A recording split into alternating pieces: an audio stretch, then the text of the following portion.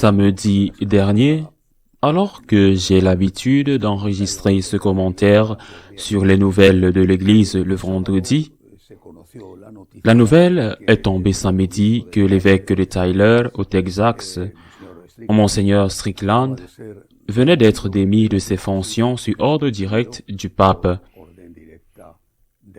Une nouvelle vraiment surprenante, du moins pour moi, bien que la rumeur ait couru pendant un certain temps que cette possibilité existait. Mais au-delà de la nouvelle elle-même, elle a attiré mon attention et j'ai regardé la réaction de l'évêque. J'ai été frappé par le fait que Monseigneur Strickland, qui est toujours évêque, mais en l'occurrence évêque émérite de Tyler, a désigné l'entourage du pape plutôt que le pape lui-même comme étant la cause, a demandé des prières pour le souverain pontife et a tenu ceux qui conseillent le pape pour responsable de ce qui s'était passé. Les raisons n'ont pas été dévoilées, le Vatican n'a pas dit pourquoi cela s'était produit, mais pour beaucoup au moins, la cause réside dans les critiques que Monseigneur Strickland avait formulées sur les réseaux sociaux à l'encontre du pape François. En particulier, à une occasion où il a accusé le pape de saper le dépôt de la foi ainsi que le refus d'appliquer les règlements sur la messe traditionnelle dans son diocèse. Ce que je viens de dire a été reconnu publiquement par l'évêque Strickland. Parallèlement, je ne sais pas si c'est lié ou non, mais il y avait aussi quelque chose de significatif dans les accusations que le cardinal Müller avait adressées au pape François dans une interview à un magazine américain. Il avait dit, ou du moins le magazine avait publié, que le cardinal Müller avait dit que le pape avait commis de nombreuses hérésies matérielles, mais aucune formelle. Cet article a disparu de l'Internet.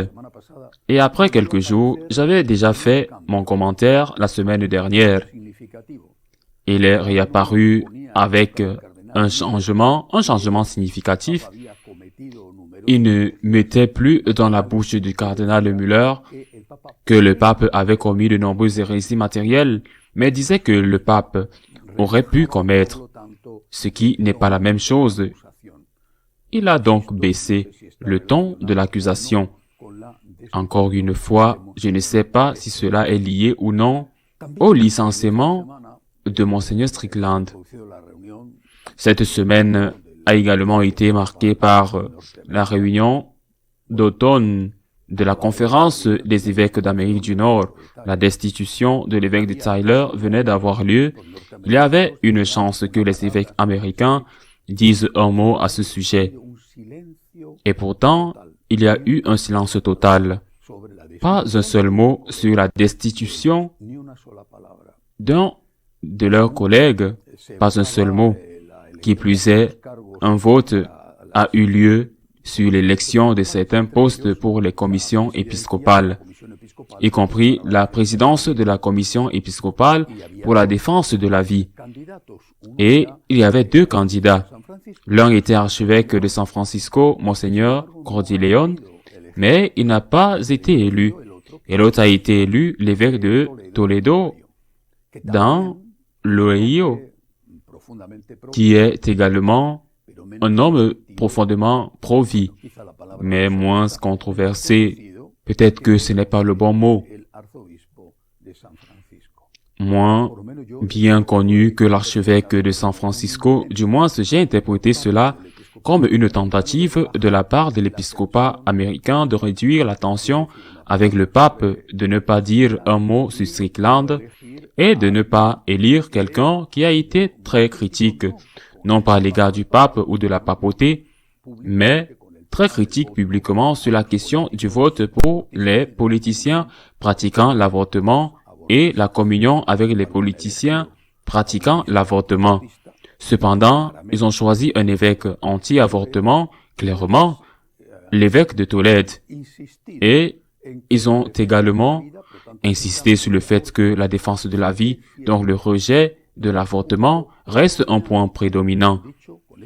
Ils ont dit avec ce mot prédominant, lorsqu'il s'agit d'orienter le vote des catholiques, ils ont donc réaffirmé leur position en évitant soigneusement toute confrontation directe avec le pape, malgré les déclarations, pour le moins peu diplomatiques, du cardinal Nonce récemment nommé par sa sainteté aux États-Unis, dans lesquelles on pouvait lire une critique non voilée mais très claire de la direction de l'Église aux États-Unis. Strickland et le cardinal Müller, ainsi que les évêques américains, voulaient vivre et éviter un affrontement direct avec le pape. Parce que pour l'Église catholique, pour les catholiques, la figure du pape, ou pour le dire autrement, l'institution de la papauté est essentielle. Et donc, ces personnes, dont certaines ont pu se sentir victimes de la manière dont l'entourage du pape s'est comporté, qui selon eux sont responsables de ce qui se passe. Ces personnes essayent à tout prix de ne pas critiquer le pape et de ne pas l'affronter, parce qu'elles sont conscientes que la critique du pape affaiblit la papauté. Il y a donc une tentative de ne pas attaquer la figure du pape pour ne pas attaquer, ne pas diminuer, ne pas remettre en cause la figure de la papauté. Cela pourrait apparaître comme une sorte de pied et poing lié à une personne spécifique, à un moment spécifique de l'histoire. Aujourd'hui, l'un, demain, ce pourrait être un autre, avec une ligne différente, qui est de pied et poing lié à tout ce que cette personne veut faire. Ce n'est pas comme ça. Ce n'est pas comme ça. Dans l'air, il y aura toujours l'avertissement sérieux du cardinal Müller quand il a dit, et cela n'a pas été changé, que si un pape, n'importe quel pape, commet une hérésie formelle, il cesse immédiatement d'être pape et donc l'obéissance doit lui être refusée. Et les limites ont été clairement fixées, mais jusqu'à ce que cette limite soit atteinte, ce qui n'est pas encore le cas, et que nous prions pour qu'elle ne le soit jamais pour le bien de tous, jusqu'à ce que cette limite soit atteinte, la critique directe du pape doit être évitée afin de sauver la papauté. Mais beaucoup d'autres choses se sont produites cette semaine. Par exemple, la conférence des évêques allemands. Je ne sais pas s'il faut l'appeler la conférence des évêques allemands parce qu'ils n'étaient pas tous présents.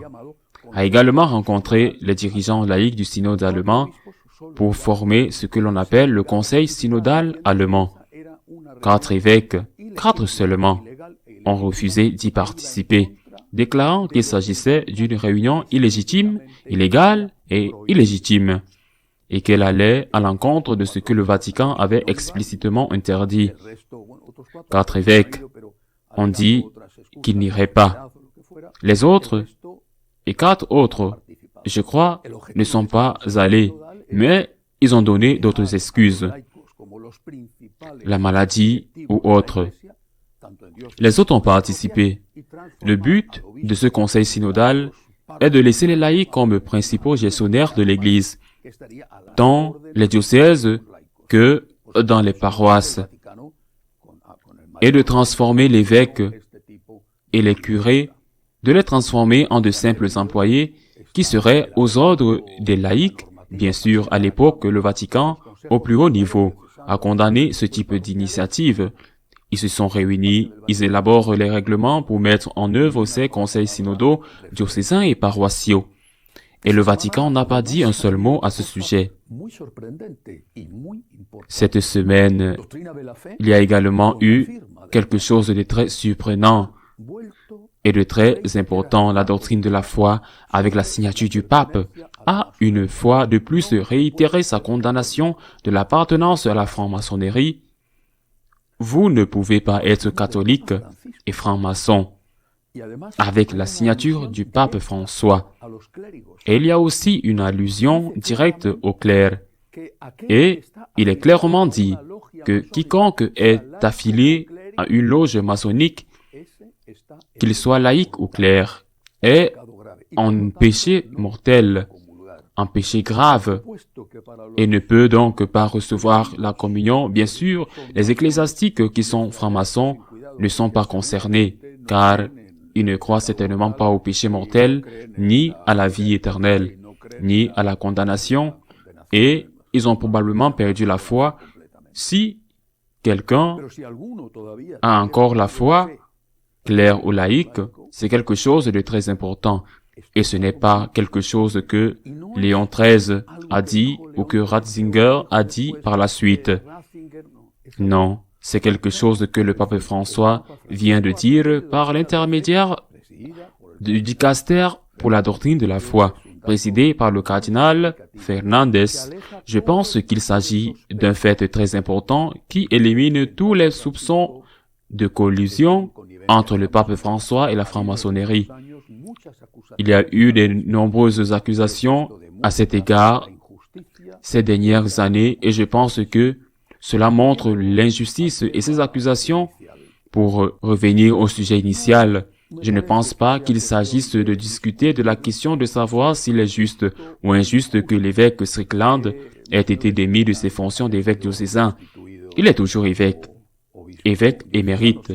Je suis sûr que ceux qui l'ont fait considèrent que c'est juste et beaucoup d'autres considèrent qu'il s'agit d'un acte injuste. Je pense que la question à poser est de savoir s'il est utile, s'il est sage d'avoir agi de la sorte. Et je pense que cet argument est peut-être plus susceptible d'influencer les responsables de la destitution que l'argument de l'injustice. Est-il utile d'avoir destitué Strickland? Est-il sage de l'avoir fait?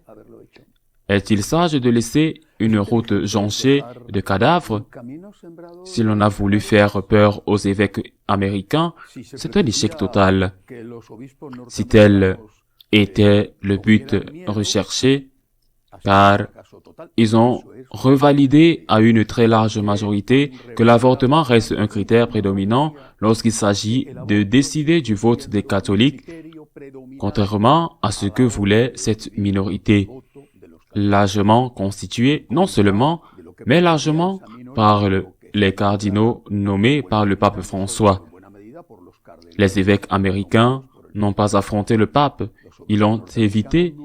Ils ne veulent pas attaquer le pape, car ils savent que cela affaiblirait la papauté. Mais ils restent sur leur position. Alors, est-ce intelligent? Est-ce efficace d'avoir écarté Monseigneur Strickland? Il a déclaré que le nonce, que ce soit de manière diplomatique ou non, le nonce lui a dit qu'il ne devait pas aller à la plénière de l'épiscopat, bien qu'il ait le droit de le faire. Il est un évêque et il est un évêque nord-américain. Un évêque émérite, mais un évêque, et il peut participer avec la voix, mais pas avec le vote. Le nonce lui a dit de ne pas y aller. Il ne lui a pas interdit. Il ne veut pas le faire, mais il lui a dit de ne pas y aller.